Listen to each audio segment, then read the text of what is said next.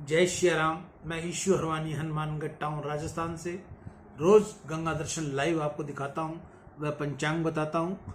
आज का शुभ पंचांग सावन मासे शुक्ल पक्षे नवमी बुधवार विक्रम संवत 2081 तदनुसार 14 अगस्त 2024। आज नवमी प्रातः लगभग 10:30 बजे तक की है, तत्पश्चात दशमी। आज का विशेष दिन विंछुड़ो, गंडमूल, सर्वार सिद्धि योग, दिव्य पुष्कर, अमृत सिद्धि योग, रवि योग। आज का संक्षेप में पंचांग। कल हमने आपको कथा तत्वार्थ रामायण से सुनाई थी विघ्नेश्वरी अयोध्या में। आज हम आपको सुनाने जा रहे हैं 2 वरदान। कैकेयी ने जो 2 वरदान राजा दशरथ से लिए, आज उसकी मांग है, वह 2 वरदान मांग रही है। महाराज दशरथ का नियम था कि वह दरबार का कामकाज पूरा होने पर सायंकाल में सबसे पहले कैकेयी के महल में जाते थे। महाराज पधारे तब कैकेयी रोज द्वार पर खड़ी रहकर उनका स्वागत करती थी। नित्य नियम के अनुसार आज महाराज दशरथ पधारे तो कैकेयी दिखी नहीं। महाराज को आश्चर्य हुआ कि कभी ऐसा होता नहीं, आज क्या बात हुई। उन्होंने दासियों से पूछा, महारानी कहाँ है, दिखाई नहीं पड़ रही। दासियों ने कहा, हमको कुछ विशेष खबर नहीं, परंतु वह कोप भवन में जाकर पड़ी है। महाराज दशरथ ने विचार में पड़ गए। इन्होंने कोप भवन में प्रवेश किया तो देखा कि कैकेयी के वस्त्र आभूषण फेंक दिए थे, अमंगल वेश धारण किया था, धरती के ऊपर पड़ी थी। महाराज दशरथ को यह ठीक नहीं लगा। कैकेयी के चरणों के पास जाकर महाराज बैठे, चरणों के ऊपर हाथ फेरने लगे और पूछा, कैकेयी तुमको क्या हुआ है। जब जब महाराज दशरथ एकांत में कैकेयी के पास आते तब तब वह कैकेयी को बार बार कहती थी कि राम का राजा अभिषेक करो। इससे दशरथ जी ने कैकेयी से कहा, तुमने मुझसे अनेक बार कहा था, इसलिए तुम्हारी इच्छा के अनुसार कल राम का अभिषेक होना है। तुम सुंदर वस्त्र आभूषण धारण करो। महाराज दशरथ पहले ज्ञानी थे, महान ज्ञानी थे, बुद्धिमान थे, राजनीतिक में कुशल थे, परंतु वह स्त्री चरित्र को समझ नहीं सके। राम जी का अभिषेक होना है, ऐसा सुनने पर कैकेयी ने अतिशय क्रोध किया। क्रूर होकर उन्होंने महाराज से कहा, मुझसे बोलना नहीं, जाओ तुम यहां से, मुझसे बोलना नहीं, तुम जाओ यहां से, मुझसे क्यों कहने आए हो। राजा दशरथ ने पूछा, कैकेयी तुम क्यों नाराज हो, तुम्हारा किसी ने अपमान किया है क्या हुआ, मुझसे कहो, मैं तुम्हारे अधीन हूं। स्त्री के अतिशय अधीन होना पाप है। शास्त्र में लिखा है कि जो पुरुष स्त्री के अतिशय अधीन रहता है उसे देखने में पाप लगता है। स्त्री के अतिशय अधीन रहने वाला बहुत दुखी होता है, उसका पतन होता है। स्त्री के अतिशय अधीन रहना नहीं, स्त्री में विश्वास रखना, परंतु अति विश्वास नहीं रखना। स्त्री बोले वह सब 16 आना सच नहीं मानना। महाराज दशरथ ने कैकेयी के अधीन थे। भरत शत्रुघ्न अगर दशरथ जी के पास होते तो महाराज दशरथ कैकेयी के वश में न होते। भरत जी वैराग्य के स्वरूप हैं, शत्रुघ्न सद्विचार के स्वरूप हैं। ये दोनों दशरथ जी से दूर चले जाएं तो दशरथ जी कैकेयी के अधीन होते हैं। आज भरत और शत्रुघ्न अयोध्या में नहीं थे, इसलिए राजा कैकेयी के वश में हो गए। भरत जी को रखे तो कैकेयी कुबुद्धि के अधीन न हो। कौशल्या निष्काम बुद्धि है, सुमित्रा शुद्धा है, कैकेयी कुबुद्धि है। महाराज दशरथ कैकेयी को बारंबार मनाने लगे, अरे तू क्यों नाराज हुई हो, बोलो तुम्हें क्या इच्छा है। तुम्हारी इच्छा हो तो राजा को रंक बनाऊं, रंक को राजा बनाऊं। तुम्हारे किसी ने अपमान किया है क्या हो गया। आज तो मैं तुमसे आनंद की वार्ता करने आया हूं, एक बार तुम मेरी ओर देखो तो सही। महाराज दशरथ कैकेयी को अनेक प्रकार से मनाने लगे, परंतु पहले से ही वह बहुत पाठ पढ़ाया हुआ था। मथुरा ने पक्की शिक्षा दी थी। कैकेयी एक अक्षर बोलती नहीं थी, निश्वास निकालती थी। महाराज दशरथ अनेक प्रकार से पूछने लगे, कैकेयी तू क्यों नाराज हुई है, तेरा किसने क्या बिगाड़ा है, तुझे क्या चाहिए। इस अयोध्या के राज्य में मेरी समग्र राज्य संपत्ति के साथ मैं तुम्हारे अधीन हूँ। तू आज्ञा कर, तेरी इच्छा के अनुसार मैं सब करने को तैयार हूँ। बहुत कुछ मनाने पर भी जब कैकेयी नहीं बोली तब दशरथ महाराज बहुत व्याकुल हुए। राजा फिर कहने लगे, कैकेयी, आज तो अयोध्या नगरी का श्रृंगार किया गया है, सब सुखी हुए हैं, फिर तू इस प्रकार काले वस्त्र पहने क्यों? योग्य नहीं। अपने राम का मुझे राजाभिषेक करना है। तुम सुंदर वस्त्र आभूषण धारण करो। मैं सभी माताओं बहनों से हाथ जोड़कर प्रार्थना करूंगा अपनी ओर से, जब आपके घर में कोई मंगल कार्य हो, विवाह शादी हो, मुंडन हो, कोई भी मंगल कार्य हो, या आपके घर में धार्मिक कोई कार्य चल रहा हो, रामायण पाठ हो, गीता पाठ हो, उस समय माताओं बहनों को काले वस्त्र नहीं पहनने चाहिए, बाल खुले नहीं रखने चाहिए। ऐसा हमारा शास्त्र कहता है कि घर में अगर मंगल कार्य हो तो बाल खुले नहीं होने चाहिए और काले वस्त्र नहीं होने चाहिए। आजकल तो कलयुग का समय है और सब बातें विपरीत हैं। बाल खुले, छोटे से बड़े, लड़के लड़कियां माताएं बहनें सब खुले बाल करती हैं और काले वस्त्र पर ज़्यादा जोर देती हैं। तो मेरा पुनः उनसे अनुरोध है, आपके घर में कोई भी मंगल कार्य हो, आप उसमें काले वस्त्र न पहने व बाल खुले न रखें, बाल हमेशा बांध के रखें। तुम इस प्रकार काले वस्त्र पहनो, ये योग्य नहीं। अपने राम का मुझे राजाभिषेक करना है। राम ही देहु काल जुबराजू, सहज सुलोचनी मंगल साजू। तुम सुंदर वस्त्र आभूषण धारण करो। महाराज दशरथ को अभी तक खबर नहीं थी कि कैकेयी के मन में क्या था। कैकेयी केवल तिरस्कार करती रही। अत्यंत व्याकुल होकर दशरथ जी बोले, कैकेयी, मुझे क्या हो गया, तुझे क्या हो गया है? मैं तुमसे ठीक कहता हूँ, आज तक किसी दिन मैंने राम की सौगंध नहीं ली। राम मुझको प्राणों से अधिक प्यारे लगते हैं। आज मैं राम की सौगंध खाकर कहता हूं कि तू जो मांगेगी वही मैं तुमको देने को तैयार हूं। दशरथ महाराज ने जो राम जी की सौगंध ली तब कैकेयी की जीभ चाटी। अब ये मेरे हाथ में आ गए, अब बंधन में आ गए, अब ये ना नहीं कह सकेंगे, कारण कि राम की सौगंध ली है। कैकेयी एकदम उठकर खड़ी हो गई और महाराज से कहने लगी, मांग मांग, क्या करते हो? मैं मांगू वह मुझको दोगे? दशरथ महाराज ने कहा, कैकेयी, तुमको शंका क्यों है? तुम जो मांगोगी वही दूंगा। कैकेयी ने कहा, मुझको शंका होती है कि मैं मांगू वह आप दोगे या नहीं दोगे। राजा ने कहा, मैं रघुवंश का बालक हूँ, रघुकुल रीत सदा चली आई, प्राण जाऊ पर वचन न जाई। मेरे प्राण जाएं तो भले ही चले जाएं, परंतु मैंने तुमको जो वचन दिया है, मैं तुम जो मांगोगी वही दूंगा, इसके लिए ना नहीं करूंगा, मेरा वचन मिथ्या नहीं होगा। दशरथ महाराज बोले, उन्होंने स्त्री में अतिशय विश्वास रखा, वह जानते नहीं थे कि कैकेयी क्या मांगेगी। उन्होंने कहा, कैकेयी, तुम मांगोगी वही मैं तुमको दूंगा। आज मैंने राम की सौगंध ली है।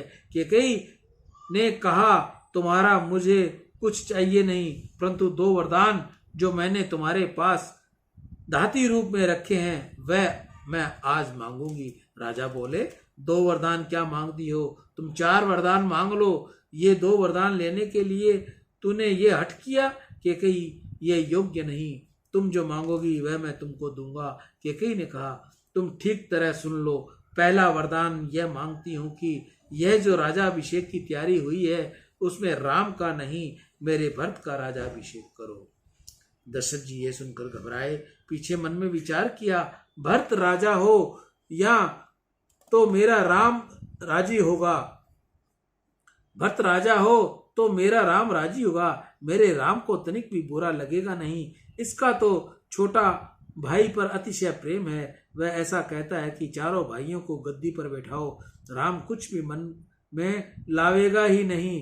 पहले इससे दशरथ महाराज ने कैकेयी से कहा, कैकेयी, मैं भरत को राज दे दूंगा, मैं भरत का राजा अभिषेक करने को तैयार हूँ, तू दूसरा वरदान मांग। कैकेयी ने राजा का तिरस्कार करते हुए कहा, तुम सावधान हो तो ठीक ठीक सुनना। दशरथ महाराज ने कहा, आज तुम इस प्रकार क्यों बोलती हो? कैकेयी बोली, मुझको शंका है कि मैं जो मांगने वाली हूं वह मुझको दोगे कि नहीं। दशरथ ने कहा, तुम तनिक भी शंका रखना नहीं, मैं तुमको दूंगा।